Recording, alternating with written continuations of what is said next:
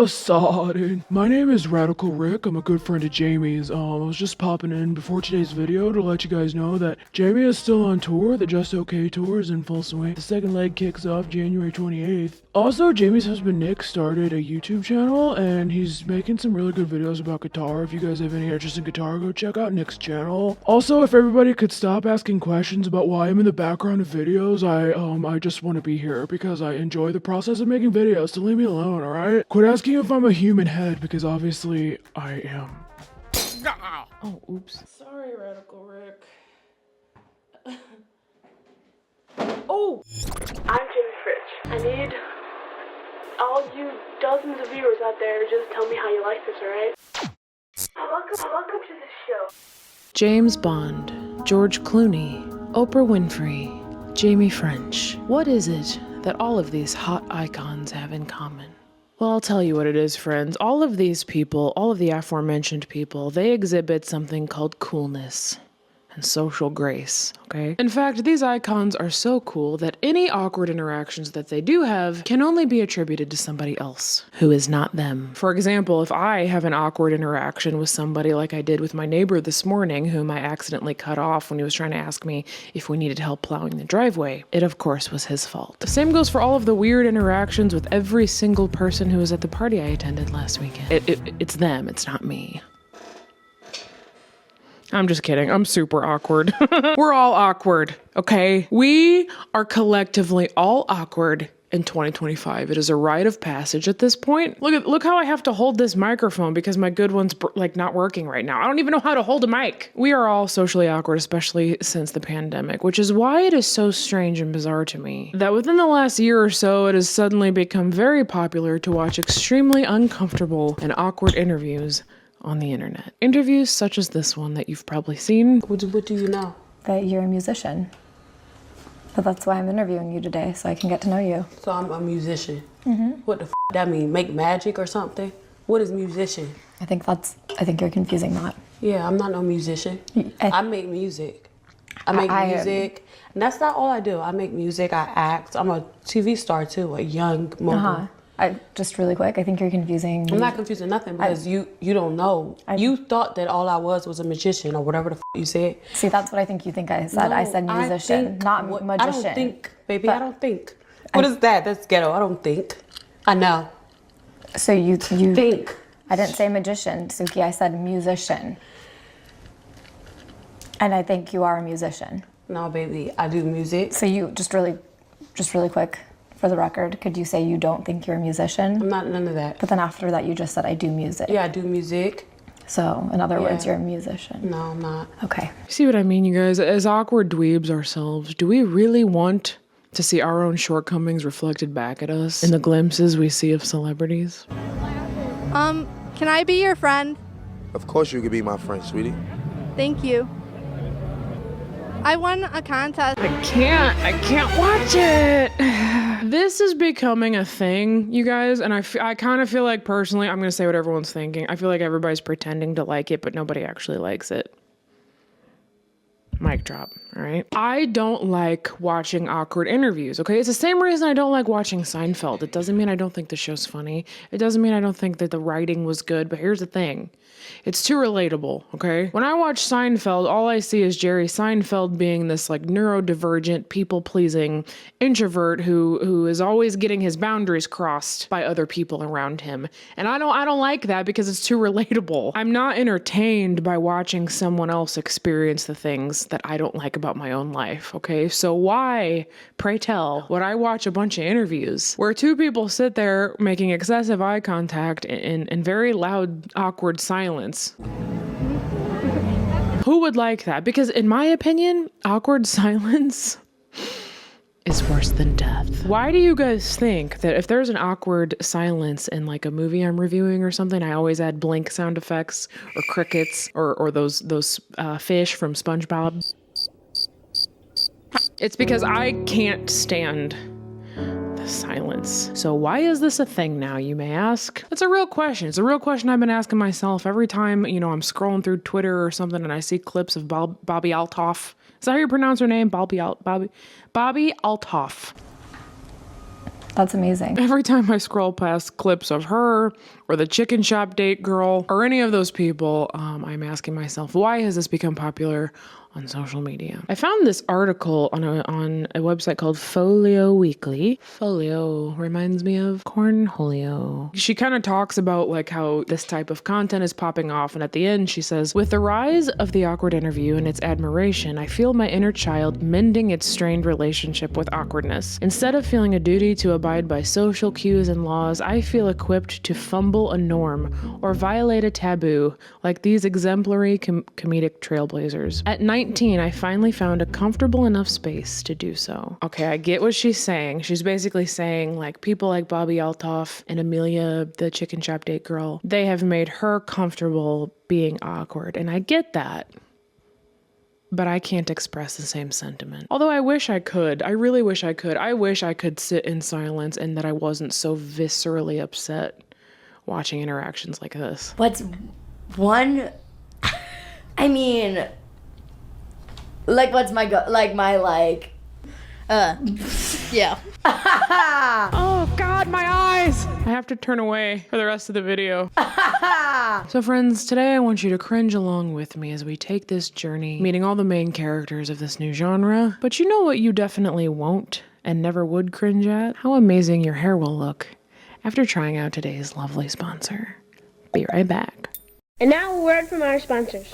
Friends, if you've been around for a long time watching my YouTube videos, then some of you may remember that I was once a cosmetologist. I still have my license, I just don't practice anymore. I was a hairstylist for 10 years, and one of the things that I so fondly remember having to do to a lot of clients were these like clarifying treatments. Because your hair and scalp do this lovely little thing known as accumulating buildup. You should have seen, when I was in New York City a week ago, I could not get these little curly curls in my hair because like the pollution was so intense and I had to clarify the heck out of my hair when I got back. Thankfully, I have an amazing system for doing so. First of all, the detox shampoo from Way, who by the way is sponsoring a portion of today's video. 100% hands down the best detoxifying shampoo I've ever used in my life because it literally gets 100% of the buildup of products, pollution, dry skin, etc. Whatever is on your hair, it completely gets it all off without stripping your hair of its moisture. I used to absolutely hate wash days as a curly girl, and now over time everything has shifted, and now my best hair day is when I have washed it the night before with that detox shampoo.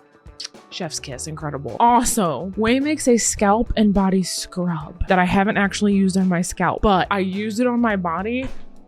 Forget it. I was the softest human being for like 4 or 5 days after using it. I've never used a scrub like this in my life. You guys are gonna be obsessed. Yes, friends, this is the way to healthy hair and a healthy scalp. You gotta get to the root of your hair goals. So if you would like to check out the detox shampoo, the scalp scrub, the anti-dandruff shampoo, the scalp serum, whatever tickles your fancy, if you would like to check it out from Way, you can head to theway.com. That's THEOUAI.com/Jaime French, and you can get 15% off of any product. Again, friends, that is theway.com/Jaime French, and that will save you 15% off any product. A million thank yous to Way for sponsoring a portion of today's video and also keeping my hair, scalp, and body very delicious. And now back to the show. Hey guys, we're back. Okay, so I'm not the first to point this out by any means, but it does appear, according to my research, that this trend seems to have grown its little roots in these sort of like talk show parody shows like Between Two Ferns, you know, with Zach Galifianakis, or we have the Eric Andre show. So this awkward interview thing has been around, but what's new is that now we are kind of blurring the lines of reality and scripted. Because with shows like Between Two Ferns, like Zach Galifianakis is clearly acting and clearly playing a character. The interviewees seem very prepared. I mean, they laugh and we do get their genuine reactions, but it feels pretty scripted. This whole new genre is like, there's no script. The interviewers are real people, and it's not really clear how much they're playing a character of themselves or just being themselves. And how much are these celebrity guests like playing up their persona and playing along or being genuine and real? You can kind of tell in some of them, but some of them you can't. Like that whole musician lady thing, I can't comprehend that she would have been serious. So I'm like, she was joking, right? She was joking, but Is it funny? Where's the comedy? You know what I mean? You just said I do music. Yeah, I do music. So, in other words, you're a musician. No, I'm not. Okay. So I want to talk about Amelia Dimoldenberg. Is that how you pronounce the last name? Amelia Dimoldenberg. She's British. Super funny gal. Okay, nothing I say in this video, of course, is any shade to any of these creators. It's got to be such a hard job to interview celebrities. My manager has asked me before if I could ever do it, and I'm like, maybe. It seems fun, but it seems really, really hard. So, mass appreciation. But anyway, I want to talk about Amelia Dimoldenberg. She's very popular in the awkward interview space. She has that series on her YouTube channel called Chicken Shop Date, where she goes on dates with, you know, various celebrities at like various fried chicken shops, where chicken is only an appetizer to the main course of witty banter in it. Do you still love a red dress?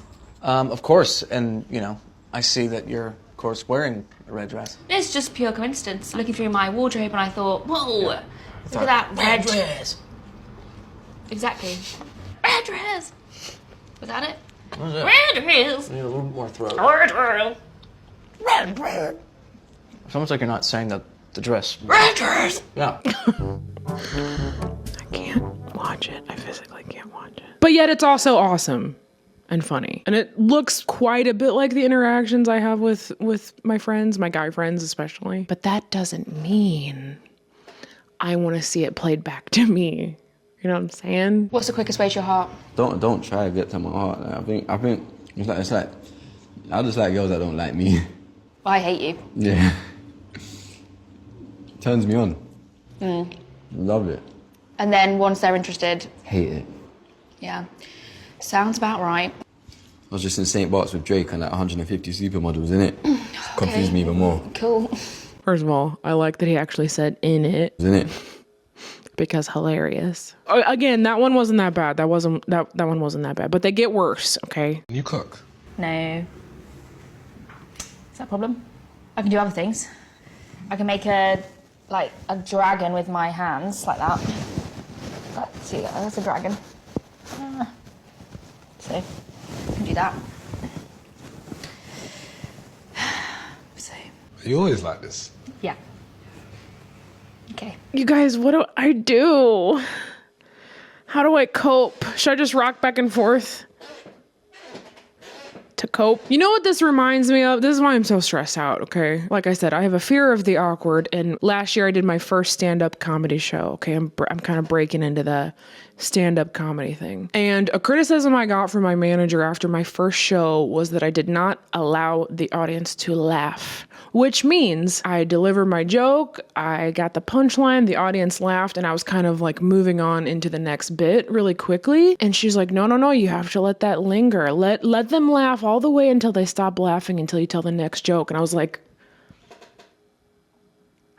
I can't. And so the next 8 shows I did, I'm working on that, and it's hard, you know? Because really it's like there's laughter, but then when the laughter dies down, there's a little bit of silence, and I struggle with silence, and I end up word vomiting and telling somebody like the entire backstory of my childhood, and it's too much, Janet. Okay, so here's the thing about Amelia Diamond Gold. What's her last name? Dimoldenberg. Exactly what I said. So she had this chicken shop date video with Andrew Garfield, and apparently the vibes were so vibey and their chemistry was so strong that it inspired a New York Times article about the lost art of flirting. Not only that, but people were then speculating that they were actually an item, you know, because their chemistry was so good, you know? Are your spidey senses tingling right now? Don't do that. You get one of those. I've got one more. No, I hope you enjoyed it, because that's that. I just put myself out there more than other people. So then I get rejected more. So then I always feel rejected. I don't want to give you a high five on feeling rejected. That was a weird timing. It was more just like a high five. I'm rejected more than ever. No, it's about like... Look, if they flirted any harder, there would be a baby on the way. Actually 2, because they would both be pregnant.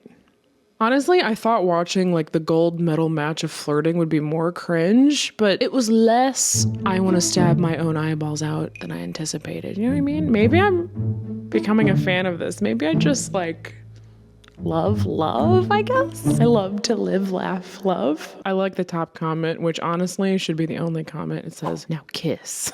Or as Mike Tyson would say, now kith. It's not funny. Moving on from Amelia, we have the very infamous Bobbi Althoff. Now, before like researching this video, I was only vaguely aware of her. Again, she would just like always come up when I was scrolling on Twitter/X. That I still call Twitter and I'll never stop. There was the whole drama she had with Drake, which really elevated her fame. You know, I've heard things about her personal life that I don't really care about at all. But the Drake thing, she like interviewed him in bed. She complained that his concert was boring. She deleted the episode he was in. Then she unfollowed him. She then unfollowed her husband. There was like a divorce or something. And there were rumors that it was because she was like with Drake, which she's denied. I don't know. What I do know is that the interview is unbearable for me to watch. I don't know any other questions. Okay. Do you have any other questions for Not me? really. Not really. It's probably best you skedaddle home to be mother of the year, Are you gonna buy me a right? flight home? Are you gonna buy me a flight home? I can do that. It's the least I could do. Can it be nonstop?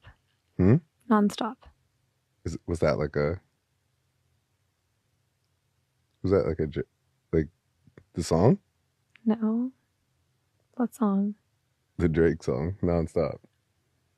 Do you think it's funny when you reference your own song? No, I thought people can use that word and it doesn't mean your song. I just thought it's legitimately hilarious that Drake doesn't know what a nonstop flight is. Can it be nonstop?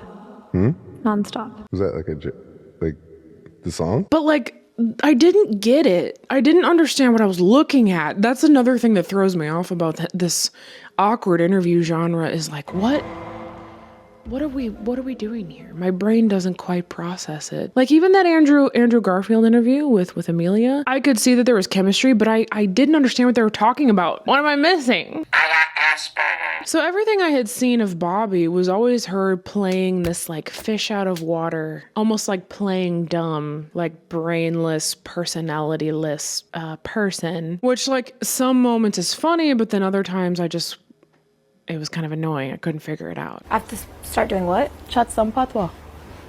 What was that? Patois. It's what we speak in Jamaica. Oh. Yeah, we're gonna have lessons. Okay. I thought you were gonna make me speak it from now. I would just not. I would like not want to speak. She's got a little sprinkle of uncut jams. You know what I'm saying? Uncut jams? Yeah. Now look, I'm not saying that it's a crime to not know like the official language that they speak in Jamaica. Did I know what it was? No. But I should have. And if you are going to interview a high-profile Jamaican artist, that's kind of like something you would Google or research. But these awkward interviewers, that's their whole shtick, is no research, no preparation, no background knowledge of who they're interviewing. Nothing. It's really hard, you guys. And then some of Bobbi's interviews, they kind of enter this like amorphous cringe zone where, again, she's kind of acting awkward or intentionally dumb. And simultaneously, her subjects are trying to be funny. And it results in something weird. I've heard some people on the internet say it's off color. Her interviews are off color. And I can't tell if like she's after this cringe or if she just doesn't have a plan. I guess I'm just, again, confused. Would you say that you're easy? Oh, like easy to get along with? I mean, however you want to take it. You say yeah. Yeah, I'm pretty easy. That's good. Me too. I feel like I need to start having standards for myself. You don't have standards? I dated a girl in a wheelchair. Okay, there's No, but I'm telling you, she walked out my life still. Sorry to hear that. Yeah. Why did she roll out of your life? Oh, she actually walked out of my life. How? That's why I'm trying to figure out. To this day, she just blocked me afterwards. She blocked you? So I don't know the whole time if she was pretending because I got a camera of her just packing her stuff up and putting it in the car. And I was blocked. And I'm like, hold on, she walking. Are you making this story up right now? No, this really happened. How many flights of stairs does it take to get up to your apartment? Why I gotta have an apartment?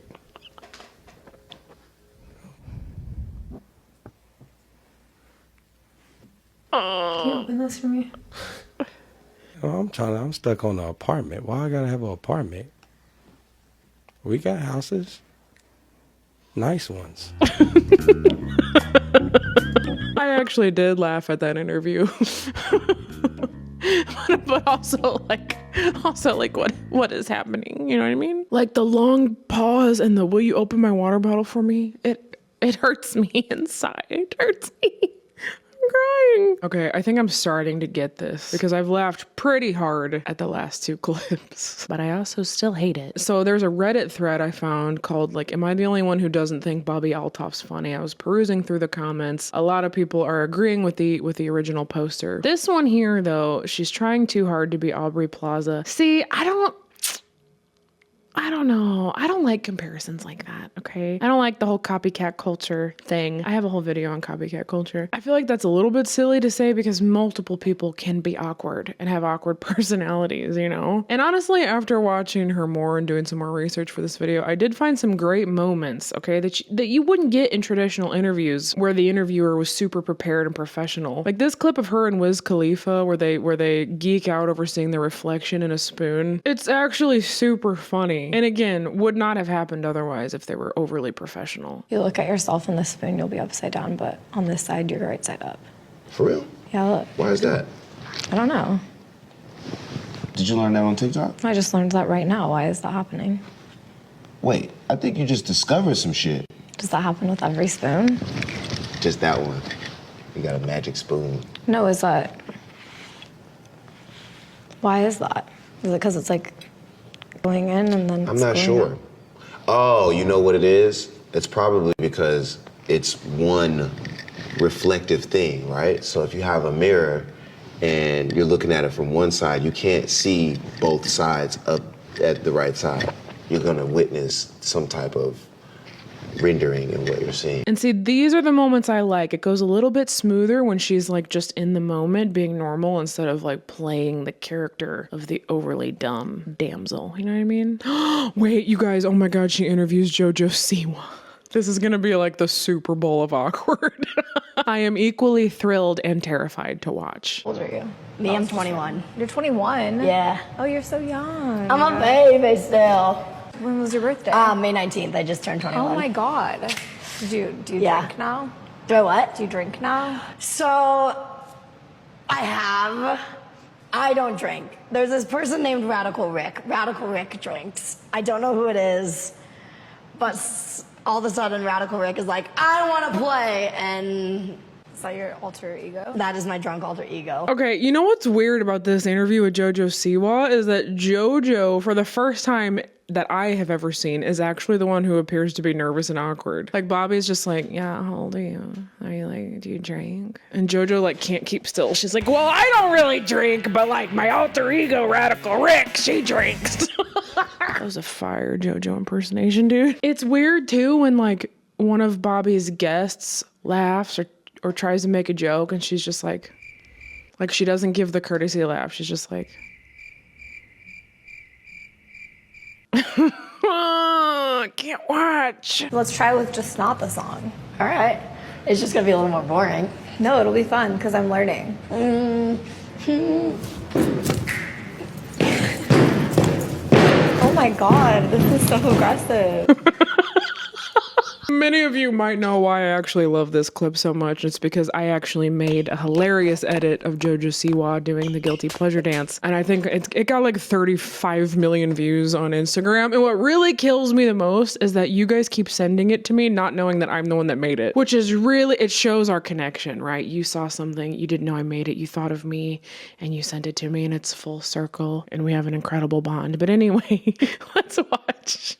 Let's keep watching Bobbi absolutely shred JoJo Siwa.